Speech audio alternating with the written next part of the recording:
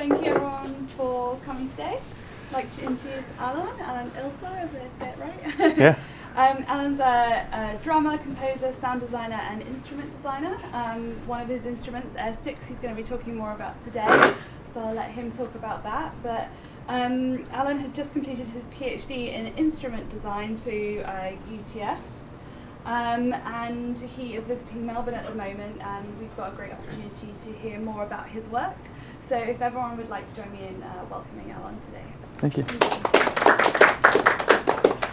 Thank you, yeah. So my name is Alon Ilsar. My main tool, I guess, of expression is the air sticks. Most basically, to start with a huge summary, what we've tried to do is combine the expressiveness of acoustic instruments with the endless possibilities of electronic music. And this is a CAD of what we would like them to look like. I'll explain later. These are the ones we're still using. Gave me wireless, and they'll have pressure sensing, and we're on track to make that prototype. But yeah, so basically, most basic way of looking at it is that we're sound and visuals through movement and gesture. A little bit of background, I'm a drummer. I've always played drums as long as I can remember. I've played with orchestras, I've played in musicals, I've played with hip-hop bands, I've done a lot of jazz and improvising and sound practice. As a sound designer, I've also worked in theatre and in television, and I've often composed for small ensembles. And my interest, which I'll focus on today, is just blurring all these different lines, the lines between improvisation and composition, the lines between acoustic and electronic, the lines between genres, the lines between roles that we have between computer programmers and visual artists and music therapists, the line between what is real and what isn't when we're experiencing live music, live electronic music, and also that blurred line between the performer and the audience. So, quick history. I always loved electronic music, and as a drummer I was trying to incorporate electronics into my setup. At the same time, I was writing a lot of electronic music, and it was extremely hard to figure out how to perform that live, how to physicalize it, how to communicate it to an audience short of just pressing play on a laptop. So in 2005, I was lucky enough to meet Mark Havriliv. He is a wonderful computer programmer, composer in his own right, and he thought, well, why don't you use your head to manipulate some of the sound that you're playing with electronic percussion with your hands? So he built me a little hat, and at the time it was going through an old PC laptop going into another MIDI converter board. It was just this huge setup on top of my electronic drum kit, on top of this percussion, electroacoustic percussion pad that I built. It was just this huge setup, and at the end of that setup was a little hat that allowed me to manipulate sound while drumming. And I did that for maybe a performance or two, and then went, this is ridiculous, this is not a good, probably not good for my neck. So we moved on and went, well, how else can we manipulate sound? So we started looking at motion tracking technology. This is back in 2007. We made a mallet that had some lights on the end of it and used a camera. We bought an exoskeleton, which was clunky and allowed us to get 6 different movements, 2 from the wrist, 2 from the elbow, 2 from the shoulder, but this just wasn't working for us. But Mark knew that if we found the technology, the hardware, he could build the software that was necessary. And in 2012, we finally found these Hydra gaming controls, Razer Hydra, made by Sixth Sense, but released through Razer. And the software that we built, very basic graphic interface, no one had to see it, but it allowed me to basically convert the data getting sent from these controllers to MIDI program, or later on OSC as well. But then I was left with, okay, what sound do I make? What movement do I make? And this has been kind of my journey since here. This was the start of my PhD. So I'll just quickly demonstrate, because I think through sound is probably the easiest way to demonstrate what data is getting spat out of these controllers.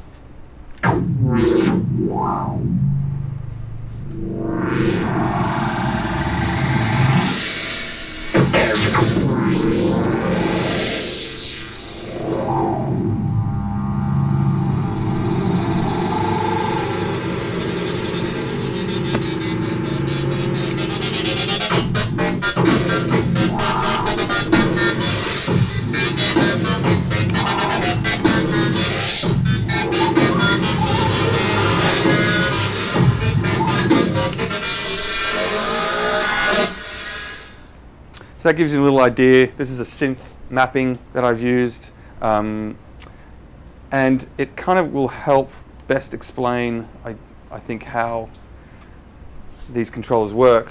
So basically, we have 6 degrees of freedom, which is exciting for me, at least.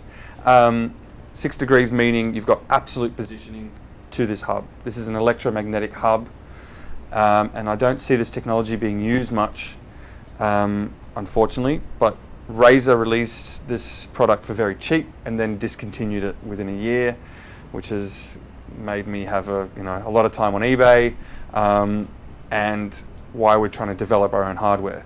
This company said they were going to release wireless versions.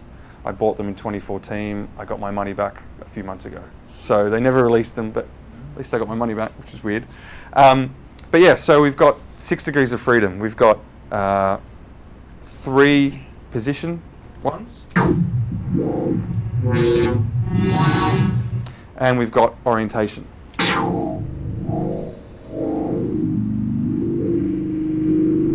And obviously the rotation to trigger the sound on.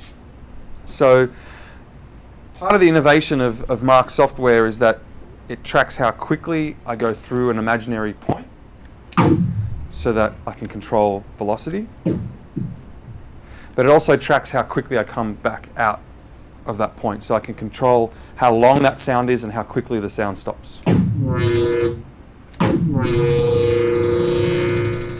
So it gives you quite a bit of expression, but no haptic feedback, which is kind of difficult to learn and get your head around. For this mapping, I use this to filter, this to pan, and I use the XYZ position to mix between 3 different oscillators that are feeding into one oscillator. And part of the reason I do that is because as soon as you open up yourself to a fluid system like this, where there's no discrete sounds, you kind of get excited by the idea of morphing from one to another. So instead of having one sound here and a completely different one here, in between is a combination of them. Which kind of means as a drummer you can hit anywhere and get a sound, never miss. When you start playing more tuned percussion, then sometimes I create steps, but sometimes I also bend pitch. So that's a simple kind of, I think, effective way of also sonifying what the data from the controls is doing. I also use some buttons. So this is an arpeggiator. I can tune the arpeggiator with the other hand.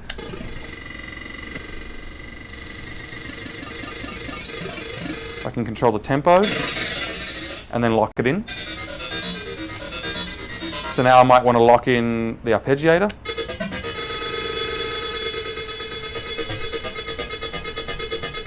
And there we go. And that's just, for me, an interesting way of creating rhythms and setting up patterns and kind of placing them in this virtual space. And as you'll see later, that inspired visualizing systems and so forth. So just to kind of jump to the start of my PhD, I did my first performance, great little, this is actually my house, and it's where we used to put on some Dorkbot events. I don't know if you have anything like that in Melbourne. Probably have maybe even Dorkbot here, right? Or started here. It started here, even better. Well, go. Okay, take that as well.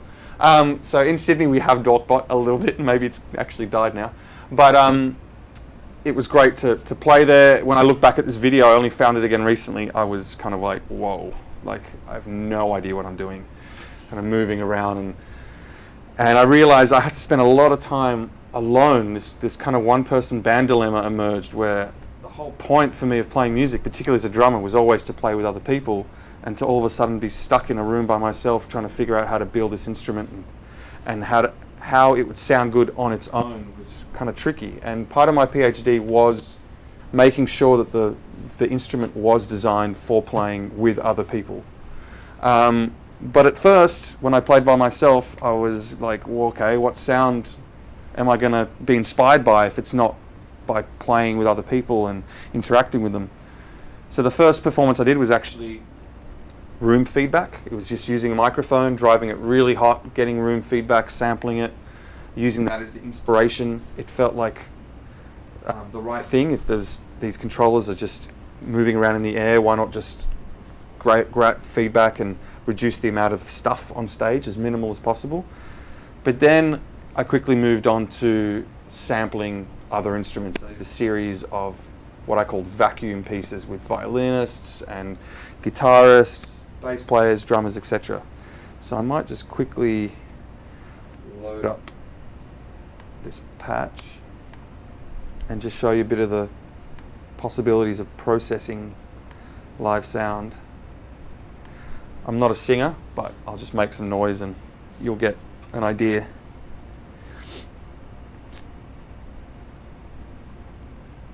Okay. So Gladys is.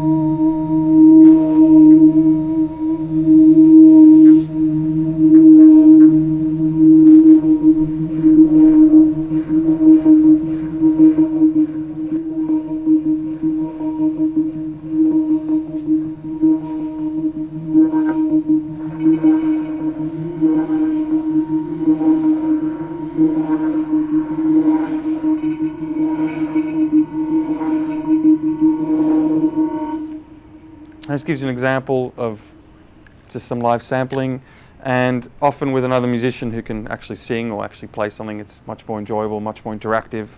And I think for the audience as well, it gave a sense of the sound moving through space, through a microphone, through these leads, mysteriously into someone's kind of hands. And the feeling it gives me a lot of the time using these live manipulation mappings is like I'm almost carrying the sound, throwing it. So yeah, it's a really interesting experience. But to continue, I then started combining the processing with the electronic sounds, and then slowly realized, wait a minute, at the end of the day, I am a drummer. I should start a band and play drums or the percussion part of the ensemble. So I started a band called The Sticks. We played at TEDx, and it was actually pretty interesting in TEDx. A little bit of an anecdote. We were backstage. I was quite nervous playing at the Opera House for the first time with the Air Sticks, and I decided I would practice the song backstage, which meant just air drumming, like in the green room. And as the keyboard player walked in and realized he knew exactly which part of the song I was up to from seeing how I was moving, and kind of joined in. The bass player came in. We're all kind of air miming our instruments as a little rehearsal. And when we got on, funnily enough, being the Opera House, we had no fallback. So we were prepared for no fallback in rehearsal, and good for us. So there's definitely one element of this instrument is that the fact that there's no feedback. And I'll discuss that later. But in this section, it's about the collaborative nature, playing with other musicians who have mastered their instrument. I'm not saying that I've mastered the air sticks, far from it, but being able to play with them, create with them on the spot, and create an aesthetic that is not your traditional acoustic aesthetic. So we released an album, we did some visualized shows, which I'll come back to in a solo form, but we also did a cover series, and I wanted to play at least some of this video.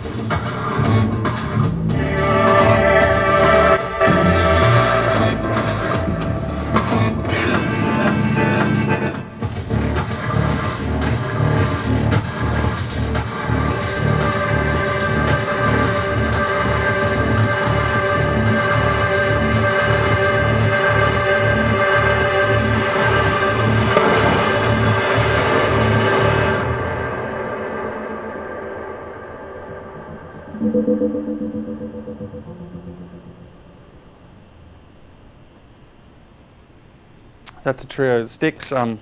It's a, thank you. It's a quartet tune. I don't know if you recognise it. It's called She Moves Me, and all the samples on the air sticks were from the original track.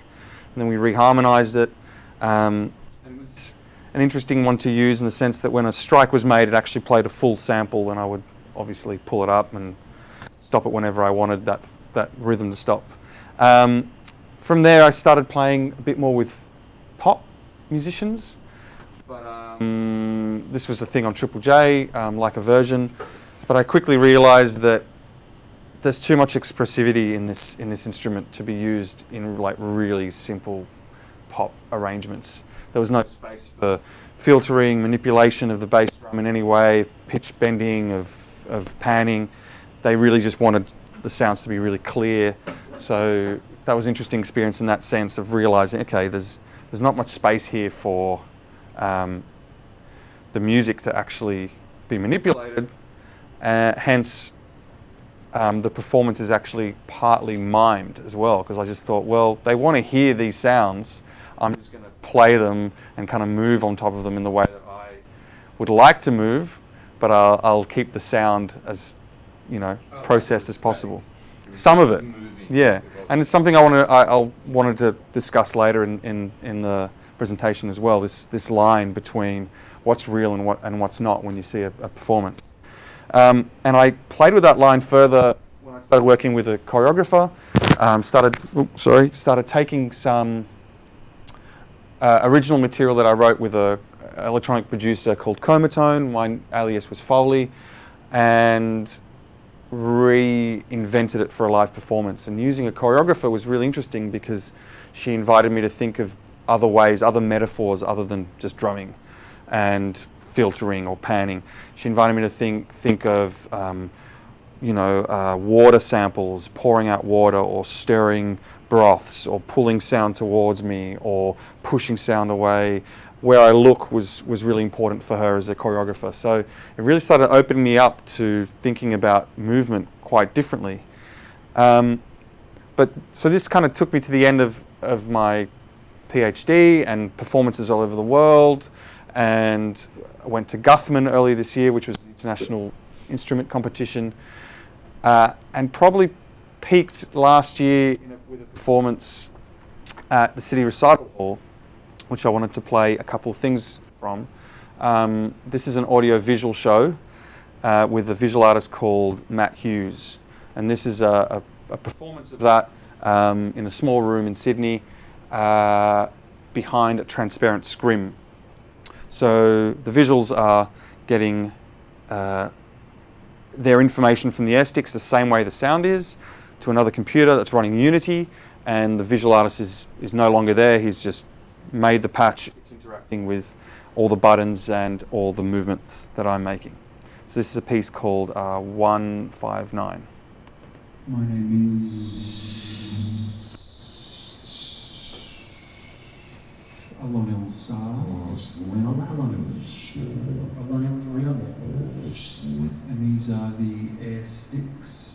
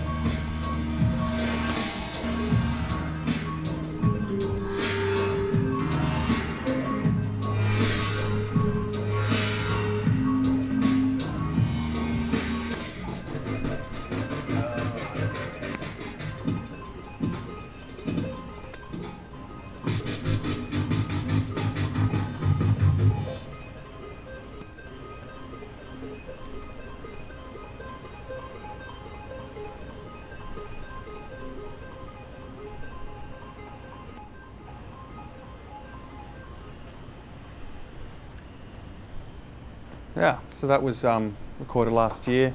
Wonderful. The cinematographer for all these is called Alex Ryan. He's just great with the gimbal. He kind of watches the performance once and he knows how to get around, you know, the equipment and how to time his movement around the stage. I just wanted to bring up this patch just to play that melody for you live.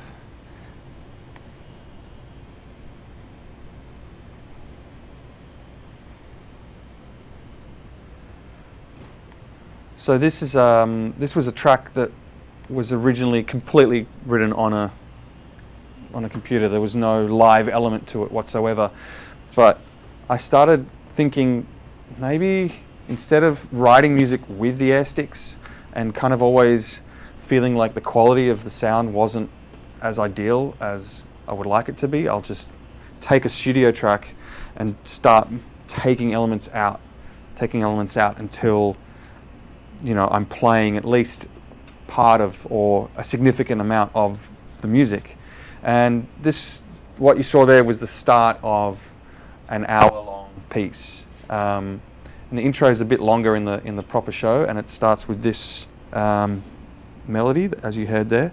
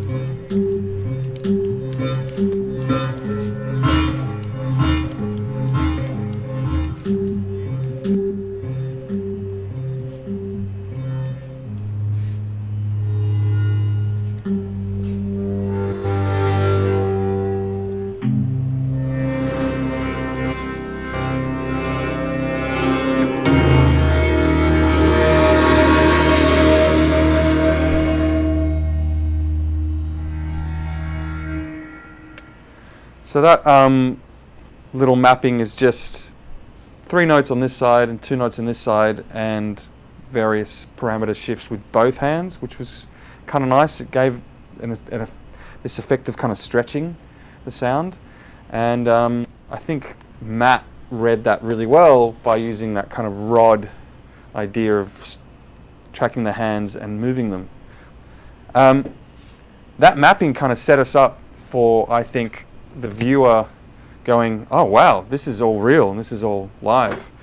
So that by the time that ring comes in, the decision for us was actually to mime the rest of that bit and give the illusion that I was in control. And it was for a few reasons. One, it was at first an experiment to go, well, how do I want to move through this? This is a piece of music. I want to represent it somehow. How do I move through it? Let's just press play. I'll move through it. We'll get a choreographer in to nut out, you know, bend your knees more. It just freed me of having to actually make the sound. And then by the time we choreographed it, I went, well, what's the difference for the audience? Like, if I actually play this or don't play it, they're still believing that I'm playing it, or they're not. I have no control over that. So later on, when I did go to the Guthman competition early this year, and I made a proper mapping where I felt like, okay, this is an instrument competition, I can't mime at it for some reason, I'll make it. So I made the proper mapping, and it was, I don't think, as interesting to watch. I think I was less liberated to move through the piece. I had to be really controlled in the way I looped all the sounds and so forth. So as I played this piece a few times, I realized it didn't kind of matter what was real and what wasn't. People would take whatever they wanted from it. So this piece is an hour-long piece where about half an hour into it, the connection between sound and movement gets completely disrupted, and I just sit down and the sound just goes on without me, and the visuals kind of take over. And a friend of mine came to me after seeing the show and said, "Were you controlling those sounds with your eyelids?" Like, he just wanted to believe that the technology was there to control the music with some kind of movement. The opposite was true as well, and I might play one more video from the show. This is one called Computer Rain. And yeah, I'll tell you the reaction of the audience after this video.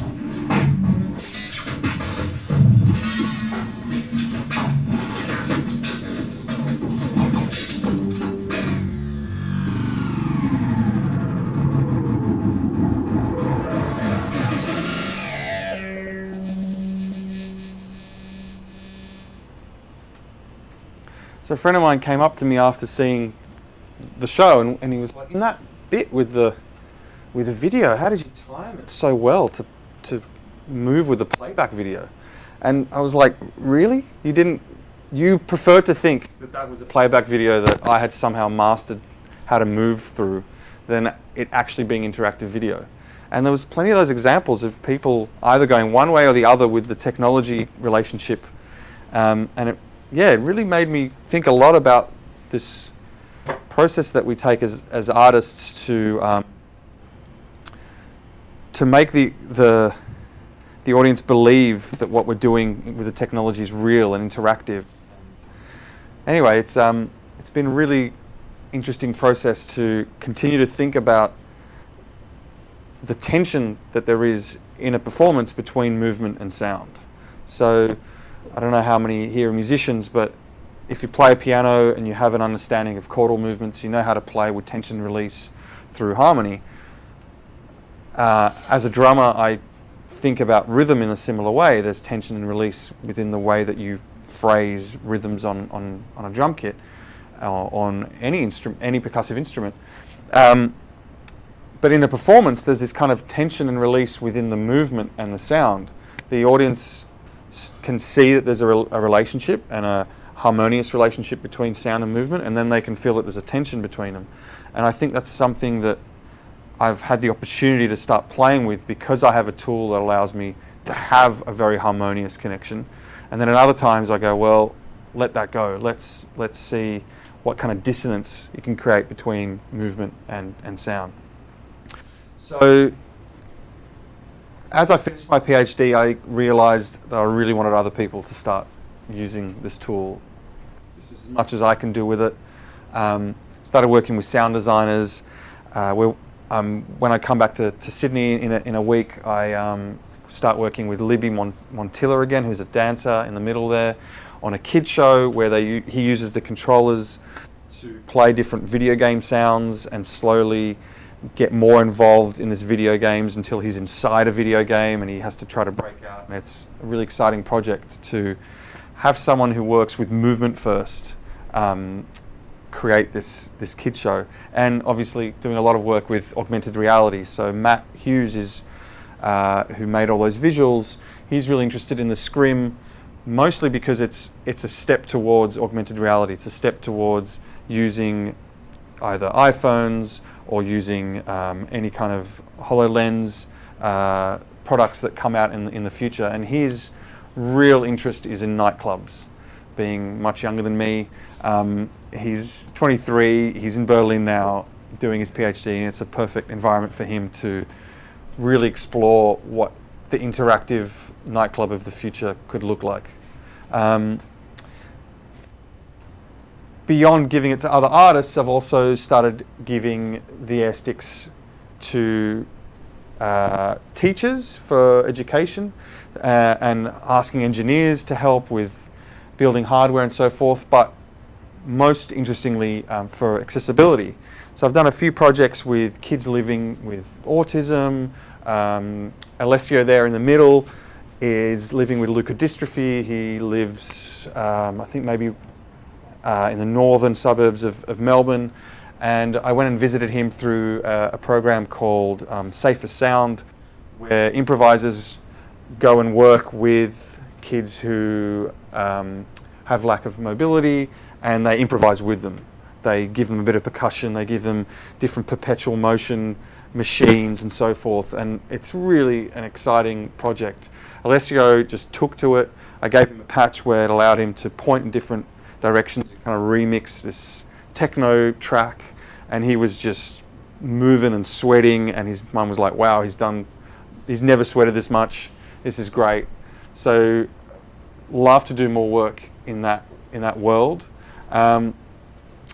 This kid here who was much bigger than all the other kids at the music therapy session I did also in Melbourne, he was so much taller than when he reached out, he just got the most intense noise out of it because, you know, I had the mapping done so that the higher you lift, the more you can hear these birds and wind. The lower you play, the more you heard water. You kind of play this virtual harp if you held the button.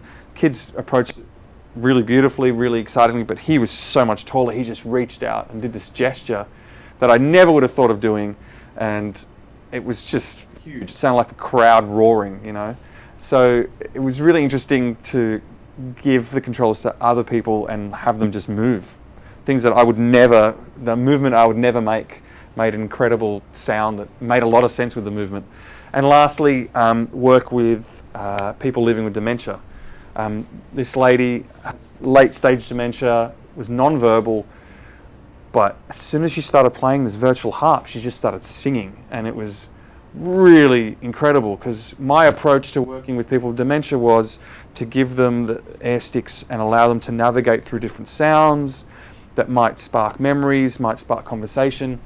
And I realized the following workshop, this is not the way to do it. We need to empower them to be present and to be creative, and she just brought it. She just started singing. Everyone in the room just started watching her.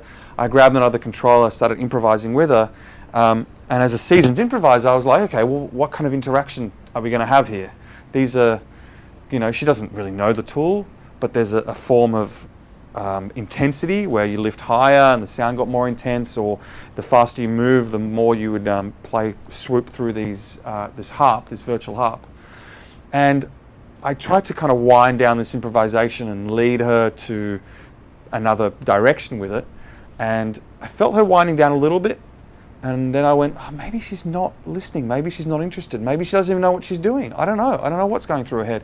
And finally, as I wound down and put the controller down, as soon as I put the controller down, she just launched up again and just sang even higher, more emotion, laughter, and I was like, no, she knows exactly what she's doing. So I rejoined, improvised for another few minutes with her, and it's really eye-opening to see someone have so much presence and laugh and cry while singing and just moving around.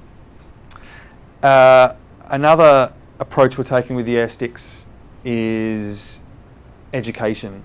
There's a wonderful engineering lecturer at UTS that's also part of Women in Engineering, and they're basically trying to get more women involved in engineering, and they start by going to schools, primary schools, and getting kids involved in general. They don't really specify girls or boys at that age. And they've been she's been sharing as part of her STEAM courses a lot of AirSticks videos, and I've been invited to present some demonstrations there. And what interests us the most is how do we design software for the AirSticks that empowers kids to design their own sound worlds and learn to code through that. So that's probably our main object with the AirSticks in the next 6 to 12 months, aside from actually building our own hardware. So we've been prototyping away. This is what we want them to look like, and this is what they've started to look like. And the one there on the right pretty much worked for 5 minutes until it broke. So that's the kind of nature of prototyping, I guess, and not having any funding and not being a hardware engineer yourself. So yeah, that's kind of where we are with this project. And if there's any questions, I'd love to just open up a discussion. Stick your hands Oh, up. I just got a really quick basic one. Like, do you sell these things, or are these the only AirSticks in the world? So these you get on eBay. Well, I get on eBay. Yeah. Yeah, they're just Razer Hydra gaming controllers. The software is what I call the AirSticks, is really using it with the software that we've built, that you can see there as that's it there. So I don't know how many people here use Ableton or anything, but it shows you where the sticks are. This is an old graphic. We don't need the boxes anymore. When I originally was using it, we used the boxes to trigger different MIDI notes, but now I realise that that's kind of a silly way, because the whole point of these open air controllers is that it doesn't matter where you strike, you get a sound, and it shouldn't change over a line like that. And then on the right, what Mark has designed is a way of MIDI mapping into Ableton. So I don't know how many use Ableton, but you basically take a parameter in Ableton. If you want the reverb to change as you're going up, you hit the reverb channel Ableton, you slide this one up and down, and it's mapped. And then when you get back, turn on the controls again, off you go.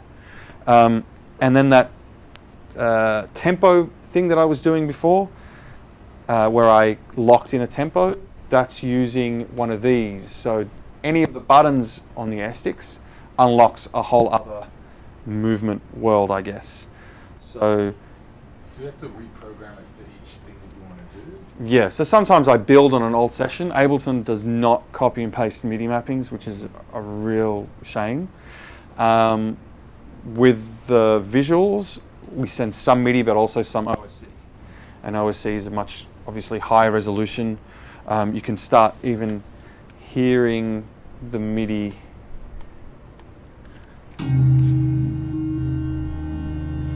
It's kind of smooth.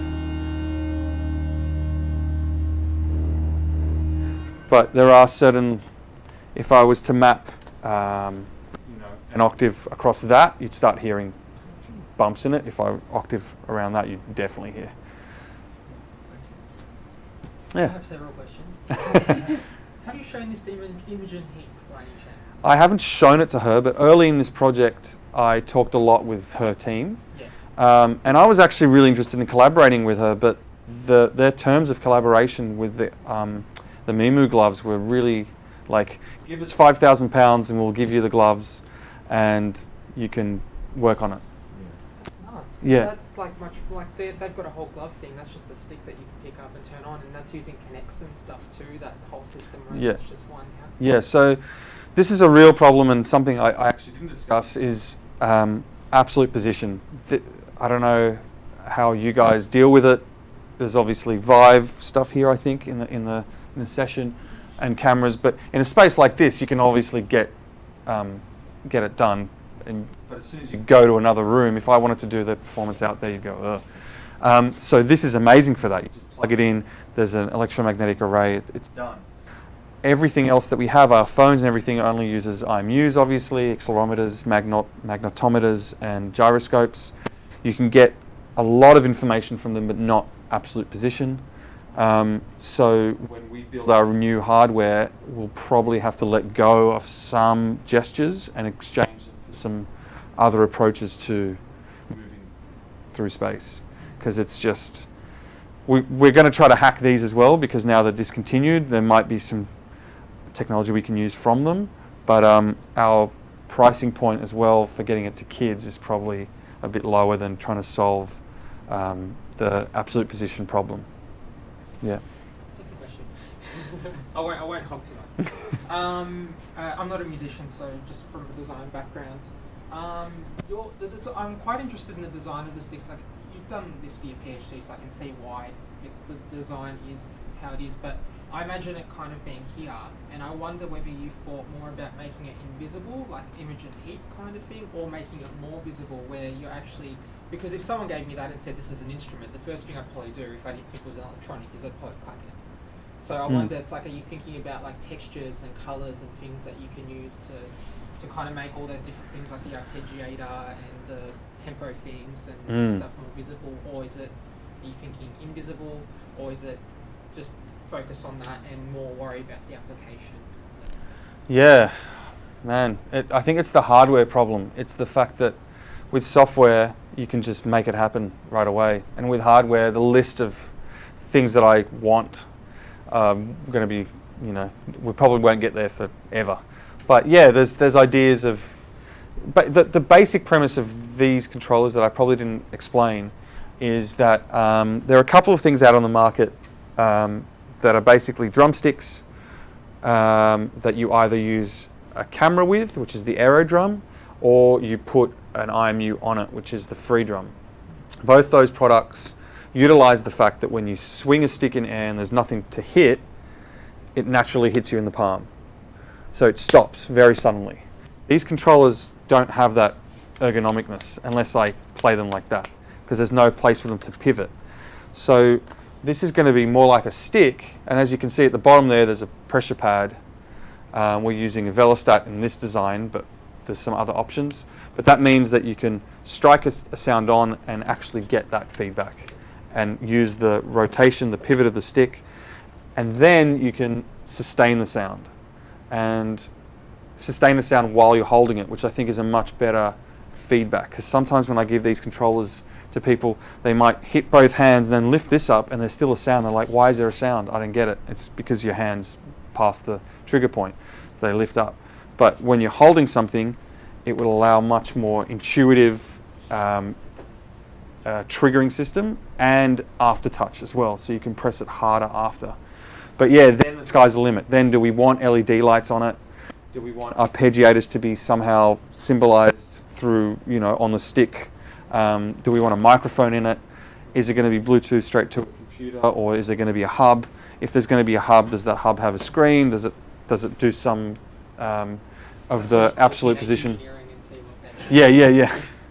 Exactly. So yeah. Final about the dementia question. Sorry, No. Just the family, but the person there that responded so positively, did you find out what her background was? Like, did she have a musical background, or? No, we didn't have enough time to explore that further. But it was definitely a clear spectrum. She was on one side, and there was a few more people who were quite interactive, but didn't necessarily sing. One woman danced and started talking about being a great ballroom dancer, and on the other side of the spectrum were people who were like, my husband was the musician, I don't play instruments, or people who just didn't even want to touch it at all. It was really interesting. Intuitively, most of the people went like this, which was really interesting, because coincidentally that made a sound happen. So they would pick it up and they would hear a sound from the speakers and they'd go, oh, and then it would turn off.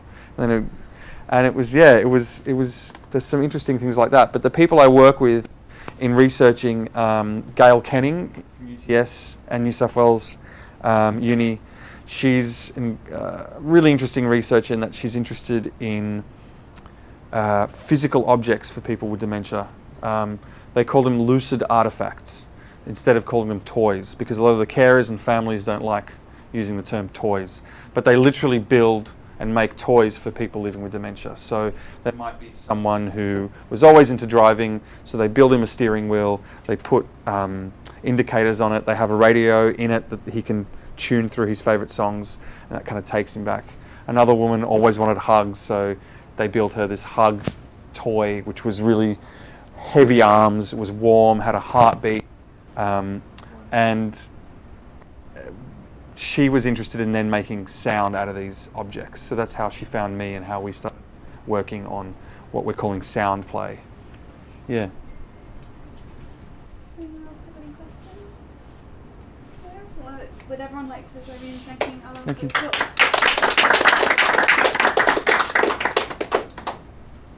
Thanks, guys. Thank you.